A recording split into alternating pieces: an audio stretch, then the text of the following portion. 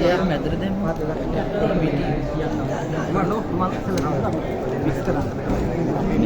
Video करने का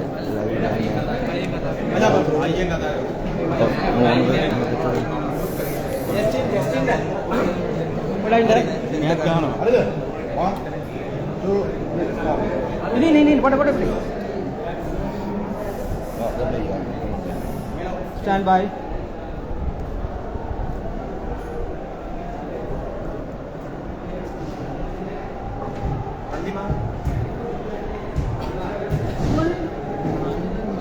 hari mah cari kan pula ayo ready deh hari kan stand by kan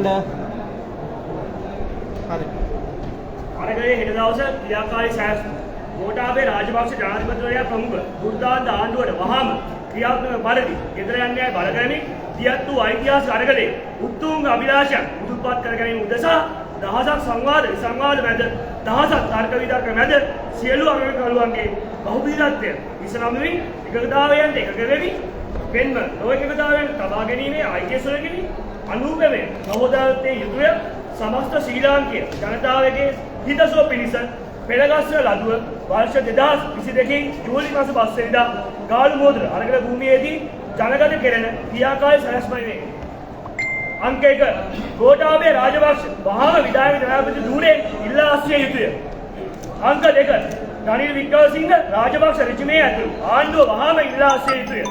cabinet නොවන නියෝජ්‍ය ව්‍යාපෘති ආදී සියලු අමාත්‍යවරු අමාත්‍යාංශ ලේකම්වරු අධ්‍යක්ෂකවරු උපදේශකවරු රාජ්‍ය ආයතන සහ සංස්ථා සභාපතිවරු තානාධිපතිවරු සියලු දෙනා ඉල්ලා සිටිය යුතුය. ගෝඨා රනිල් ආණ්ඩුව ඉවත් වීමෙන් පසුව ජනතා අරගලේ ආර්ථික සමාජීය දේශපාලන අරමුණු සහ අභිප්‍රායන්ට අනුකූලව අන්තර්කාලීන පාලනය බිහි විය යුතුය. ජනතා අරගලේ නියෝජිතයන් එම අන්තර්කාලීන පාලනයට නායක ජනතා අරගලේ නියෝජිතයන් හරහා බලපෑම් සහගත මැදිහත් වීමක් කළ හැකිය. මහජන කවුන්සලයක් ස්ථාපිත කළ යුතුය. අංක 3 ආර්ථික අර්බුදයෙන් පීඩාවල ජනතාව ඉන් මුදවා ගැනීමේ කෙටිකාලීන හදිසි සහන වැඩපිළිවෙළක් සකස් කිරීම. ආහාර, ඉන්ධන, ගෑස් ආදී අත්‍යවශ්‍ය ද්‍රව්‍ය, අධ්‍යාපන පහසුකම්, සෞඛ්‍ය පහසුකම්, පොදු ප්‍රවාහන හා බලදක්ෂී ආදී පහසුකම් ලබා දීමට වැඩපිළිවෙළක් සකස් කිරීම. ශුද්ධ මූල්‍ය, ගොවි ණය කපා හැරීම. ලීසින් හා සුළු ව්‍යාපාරික ණය කපා හැරීම හෝ ගෙවීම සඳහා සහන වැඩපිළිවෙළ සකස් කිරීම. 3 අංක 2 දැනට අන්තර්ගතයේ පසුවල සියලු අරගලකරුවන් ඇතුළු සියලු දේශපාලන සිරකරුවන් නිදහස් කිරීම හා දේශපාලන පරිගැනීම ලක් වූවන්ට යුක්තිය ඉටු කිරීමට ක්‍රමවේදයක් සකස් කිරීම. 3 ගාත්‍ර සහ අතුරුදහන් කිරීම වලට අදාළ සියලු වින්දිතයන් සාධාරණයක් ඉටු කළ හැකි ක්‍රමවේදයක් සකස් කිරීම.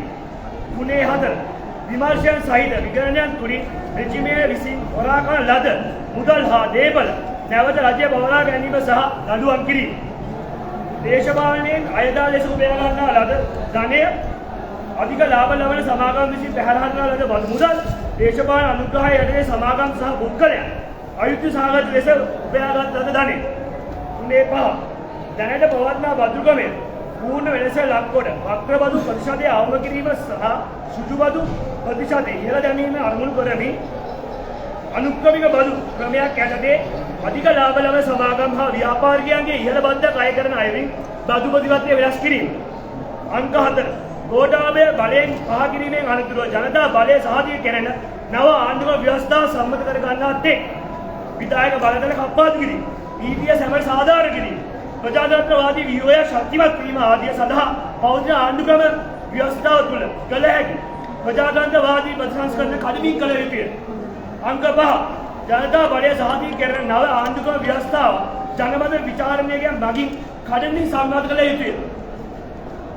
ජීවත් වීමේ අයිතිය මූලික අයිතිවාසිකම් වශයෙන් පිළිගැනීම, විධායක ජනපති ක්‍රමයේ අවෝසි කිරීම, සාධාරණ මැතිවරණ පැවැත්වීමට අදාළ නිසි ක්‍රමවේදයක් සකස් කිරීම, ජනතාවට වගක නොකියන මහජන නියෝජිතයන් ආපසු ගැනීමට ඇති අයිතිය තහවුරු කරන ක්‍රමවේදයක් සකස් කිරීම, නීති සම්පාදනය සංශෝධනය සඳහා ජනතාවට දායකත්වයක් දිය හැකි ක්‍රමවේදයක් සකස් කිරීම, ආනව හිමිකම්, කාන්තා හා ළමා අයිතිවාසිකම් ශක්තිමත් කිරීම සඳහා දැනට ඇති සීමාවන් ඉක්මවා වගන්තියක් ඇතුළු කිරීම. අධ්‍යාපනය සෞඛ්‍ය සඳහා ජනතාවට ඇති අයිතිය තහවුරු කිරීම. සංවර්ධන මුවාවේ සිදු කළ පරිසර සංහාරයේ වගකීම් උද්දන්න එරෙහිව නීතිමය පියවර ගැනීම හා පරිසර සම්බන්ධ තීරණ ගැනීමේදී විද්‍යාත්මක ක්‍රමවේදයක් අනුගමනය කිරීම අනිවාර්ය කිරීම. ජාතිවාදය ජාතික පීඩනය මුළුමනින්ම අවෝසි කර සමානාත්මව තහවුරු කිරීමත් සෑම ජනසුඛ කොටසකගේ ආගමික භාෂා ලිංගිකත්වය හා අනිකුත් සංස්කෘතික අනන්‍යතාවයන් තහවුරු කිරීමට ප්‍රජාතන්ත්‍රවාදී හා දේශපාලන නිදහස් තහවුරු කිරීමට අදාළ මූලික නීති පදනම ශක්තිමත් කිරීම. ජනතාවගේ නිශ්චිත ප්‍රතිශතයක් විසින් ඉල්ලා සිටින මොහොතේ ජනමත විචාරණයක් ඇඳවීමේ බලය සහතික කිරීම. අංක 6 අන්තර්කාලීන පාලනයේ මූලික අරමුණ ඉහත යෝජනා ක්‍රියාත්මක කිරීම වන අතර එලෙස ගොඩනැගෙන අන්තර්කාලීන පාලන ව්‍යුහය මාස 12ක් උපරිම කාල සීමාවට යටත් නව ආණ්ඩුක්‍රම ව්‍යවස්ථා සම්පාදනය කිරීම මගින් අවසන් විය යුතුය. ඒ අනුව ඉහත 3-4 වගන්ති කඩිනම් අවශ්‍යතාව ලෙස සලකා උපරිම මාස 6ක් කාල සීමාව තුළ ඉටු කළ යුතුය. තවද ඉහත 5 වගන්ති උපරිම මාස 12ක් කාල සීමාවක් යටතේ ඉටු කළ යුතුය. ඉහත සියලු ඉටු කරන දේ පොදු මහජන අරගලයේ නව ආකෘතියක් යටතේ ක්‍රියාත්මක වනු ඇත. Mic.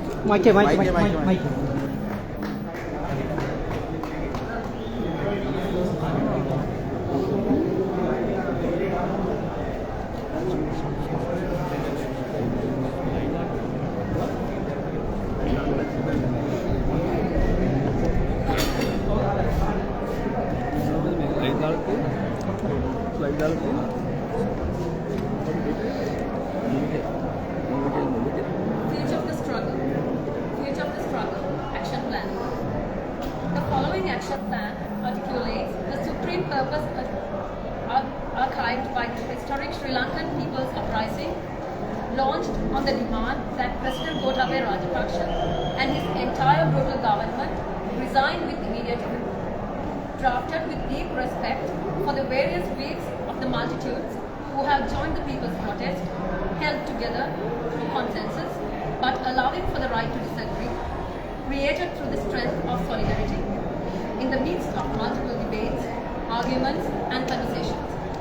Drafted in the month of July in 2022, released to the public from the goal-faced protest site for the purpose of bringing relief and peace of mind to all of the people of Sri Lanka.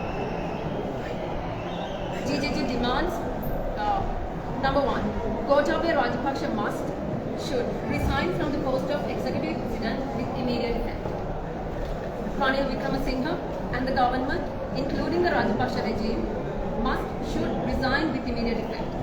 This includes all cabinet, non-cabinet, deputy and project ministers, secretaries, directors and consultants to the ministries, presidents of the state institutes and corporations, ambassadors. Number 3. Subsequent to the resignation of the Gota Ranil government, an interim government which subscribes to the economic, social and political and aspirations of the people's struggle, Janata Aragale should be established.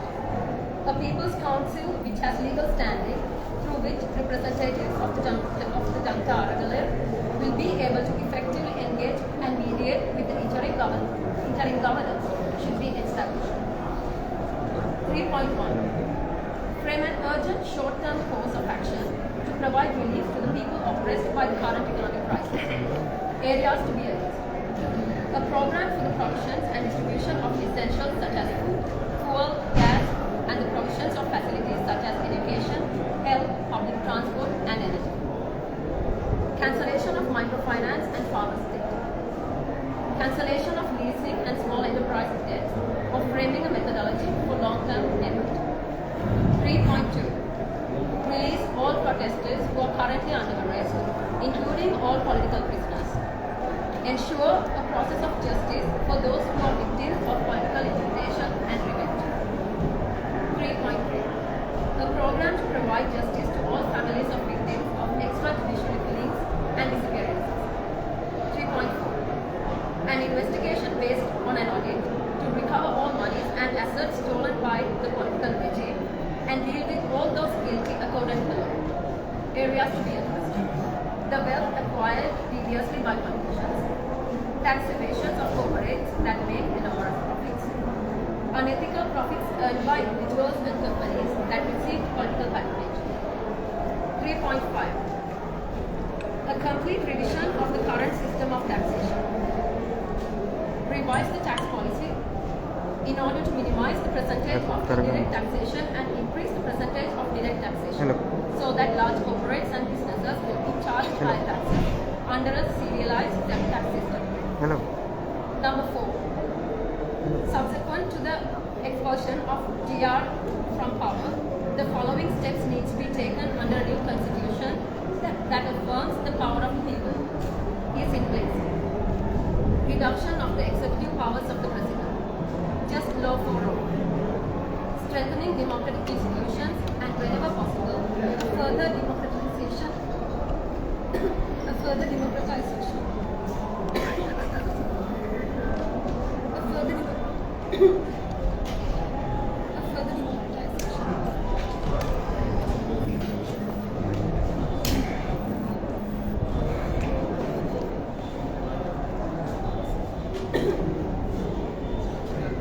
Strengthening democratic institutions and wherever possible, the further democratization of the existing constitution. Number 5. A new constitution that endorses people's sovereignty to be established through a referendum as possible. Areas to be addressed. The right to life to be recognized as a fundamental right. The executive presidency to be abolished. An appropriate process for a fair election.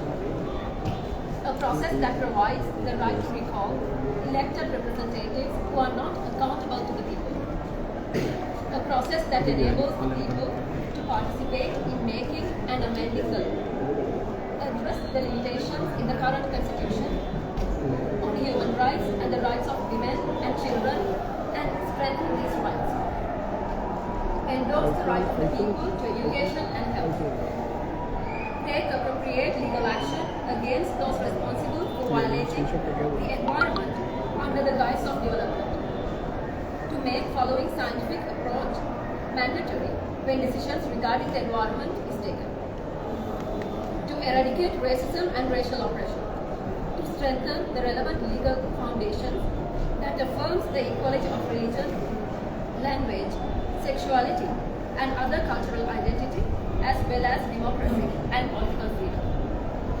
The right of the people to call for a referendum subject to the consent of a given percentage of registered voters. Number 6. The fundamental objective of the interim governance is to implement the above proposals. It should function for a maximum period of a year, during which time the new constitution should be passed. Accordingly, clauses 3 and 4 above should be considered urgent requirements and should be implemented within a maximum period of 6 months. Clause 5 should be implemented within a maximum period of 12 months. Until such time as all the above are achieved, the people's Aragalayan will continue in new ways.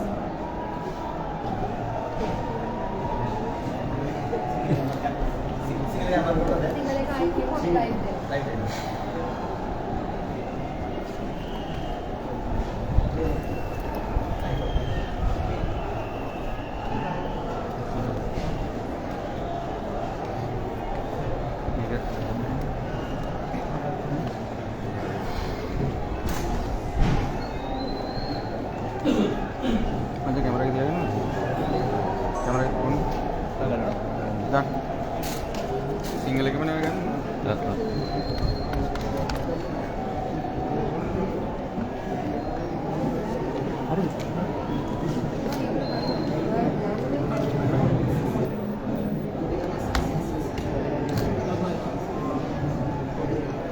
අරගලේ හිට දවස ක්‍රියාකාරී සැලසුම්.